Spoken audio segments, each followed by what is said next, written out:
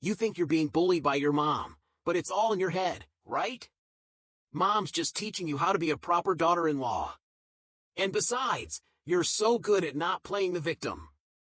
These were the words my husband, Steve, said to me when I confided in him about the constant harassment I was enduring from my mother-in-law, Pamela. My meals? She threw them away without a second glance. My laundry? She deliberately tossed it onto the ground after I'd hung it out to dry. And Steve? To him, this wasn't harassment, it was education. I stood there, utterly speechless. Steve, with that smirk of his, laughed mockingly and said something so unbelievable, it still rings in my ears. I'm Laura, 28 years old, an office worker at a pharmaceutical company. Steve and I met during college, and we tied the knot 3 years ago. My life changed drastically when I lost my parents shortly after graduating. Their sudden passing left me feeling completely untethered, a solitary only child, thrust into a world without the safety net of family. My parents had kept to themselves, so aside from a handful of relatives and friends, their funeral was a quiet affair. Grieving wasn't a luxury I could afford. I had to step straight into the working world, landing a job at a company that was kind enough to take me on as a fresh graduate. That's where Steve came into my life. Seeing my loneliness, he often took me to visit his parents. They welcomed me warmly, treating me like the daughter they never had. How could I not trust them?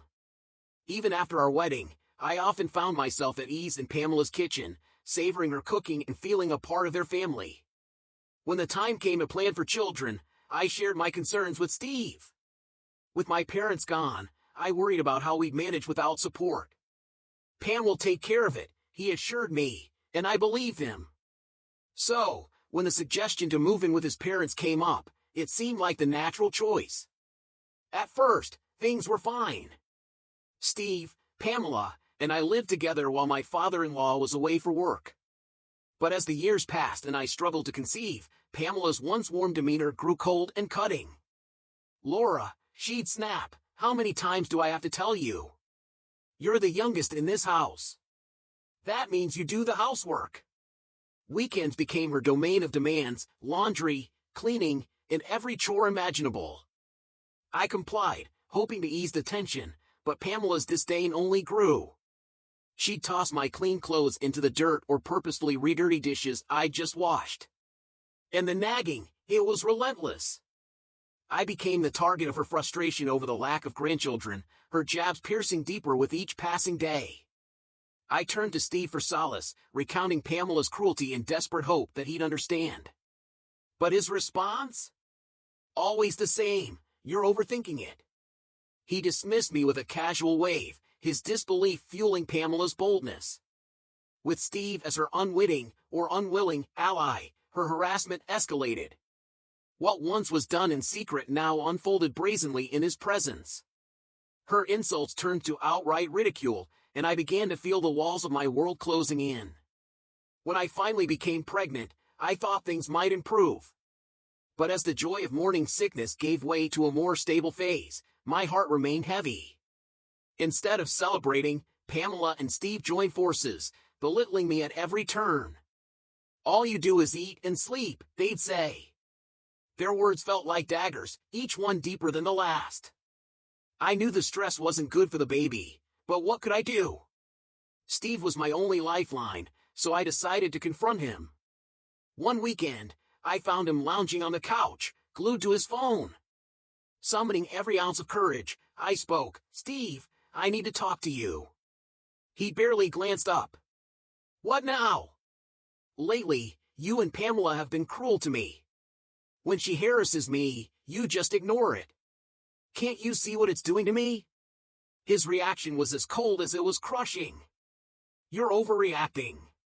Mom's not harassing you, she's educating you. Why can't you just understand that?" The words hit me like a slap. My vision blurred, and my hand instinctively went to my stomach. Educating me? By throwing away my food? By littering my room? How could this be normal? Trembling, I managed to say, "I can't raise a child in this house. This environment, this mindset, it'll destroy us." Steve didn't flinch. "If it's so bad, why don't you leave?" he said with a sneer. "Neither Mom nor I would miss you." For a moment, I froze. Leave? Where would I even go? Then his mocking voice cut through the haze. "You've got no parents, no home to run to. Face it, you've got nowhere else." Something inside me snapped. My resolve hardened as I glared at him. "I'm going back to my parents' home," I said firmly. Steve laughed, a cruel, hollow sound. "Go ahead. Let's see how far you get." Without another word, I pulled out a bag and began packing. His disbelief was palpable. He didn't think I'd leave. But I was done. Done with the humiliation, the mockery, and the suffocating weight of living in a house that felt anything but like home. As I zipped my bag, Pamela appeared, her words as sharp as ever. "If you can't follow the rules, you should leave." I didn't respond. I had made up my mind. I would never set foot in this house again. And once I settled, I'd send the divorce papers. With a final glance at Steve, I muttered, "Goodbye." Pamela's laughter rang in my ears, sharp and unpleasant, as I walked away from it all. That was the moment I made my decision, a firm and final one. I would raise this child on my own. They would never see the faces of these people, the ones who had dismissed me so easily. It's been a year since I left my in-laws' house, and in that time, my life has transformed in ways I could never have imagined. I gave birth to a beautiful daughter, faced the trials of single motherhood, and never once looked back at the door I'd slammed shut behind me. 3 months after I left, I sent Steve the divorce papers. He signed them without resistance, and I also requested child support. But, predictably, Steve hasn't paid a cent. The prospect of a legal battle looms, but for now, I try to keep my spirits afloat. On this particular day, I stood in front of a towering high-rise, its glass exterior glinting in the sunlight like a promise. A sign near the entrance caught my eye, "Model room open for viewing." Other visitors moved in and out, their chatter mingling with the city's hum. I was thinking of buying a condo, something closer to my workplace and a child care center. My current apartment was too far from both, and I wanted stability, a fixed place where my daughter and I could thrive. Thankfully, selling my family home had left me with enough funds to seriously consider this option. After registering at the reception, I was directed to a unit on the top floor. The elevator ascended swiftly, and when the doors slid open on the 50th floor, my breath hitched. Of all people, it was Steve. His face mirrored my shock, his eyes darting nervously as he realized who I was. Wasn't he supposed to be working at a securities firm? When did he switch careers? Clearly unsettled, Steve avoided my gaze as he began the tour with forced politeness. His words might have been calm, but his glances betrayed a storm of questions. "Why are you here? How can you afford this?" The top floor of this luxury high-rise was exclusive, meant only for serious buyers. Despite the awkwardness, I couldn't help but admire the space. It was perfect, close to my workplace, with an underground connection to a child care center, a serene courtyard park, and even a 24-hour supermarket. An ideal haven for raising my daughter. "I'll take it," I declared confidently. Steve's jaw slackened, clearly caught off guard. I had come prepared, ready to sign the contract on the spot. Yet, as the minutes ticked by, Steve made no move to present the paperwork. His lips quivered before he finally blurted out, "There's no way! A single mom going through a divorce can't afford this. Did you find some rich guy? Or are you doing something unspeakable?" His words stung, but I held my ground. Stepping back, I calmly explained how I'd sold my family home, an old property with an enchanting water garden that had caught the eye of a wealthy buyer. To my surprise, this individual paid 5 times its market value, enchanted by the potential of the garden.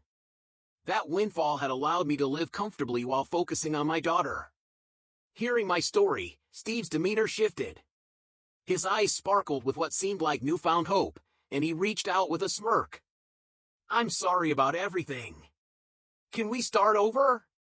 His confidence was almost laughable. I didn't take his hand.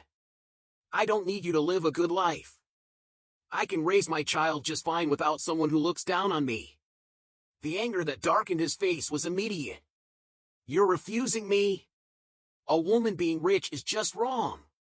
Women should stay at home and support their men quietly. His archaic views left me speechless for a moment, but a colleague of his approached, interrupting his tirade. Turning to the colleague, I stated firmly, I won't buy from a company that employs someone like this. Panic flashed across Steve's face as his boss hurried to apologize profusely.